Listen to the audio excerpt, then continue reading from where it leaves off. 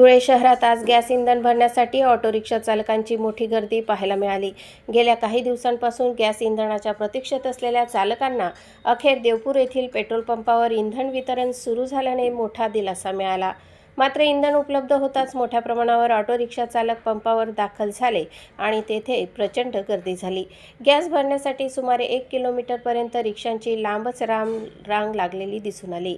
गेल्या काही दिवसांपासून गॅस इंधन उपलब्ध नसल्यामुळे अनेक चालकांना कामकाज ठप्प ठेवावे लागले होते। प्रशासनाकडून इंधन टंचाई नसल्याचे सांगितले जात असतानाही प्रत्यक्षात चालकांना इंधनासाठी प्रतीक्षा करावी लागत असल्याचे चित्र समोर आले आहे। दरम्यान दुपारच्या कडक उन्हात रिक्षा चालकांना तासनतास रांगेत उभे राहावे लागले, त्यामुळे चालकांची चांगलीच दमछाक झाल्याचे पाहायला मिळाले। इंधन वितरणाची व्यवस्था सुरळीत ठेवण्यासाठी अधिक नियोजनाची गरज असल्याचे मत चालकांनी व्यक्त केले आहे। भविष्यात अशा परिस्थितीची पुनरावृत्ती होऊ नये अशी अपेक्षा व्यक्त करण्यात येत आहे। प्रतिनिधी गणेश शार्दूलसह स्वराज्य न्यूज, धुळे।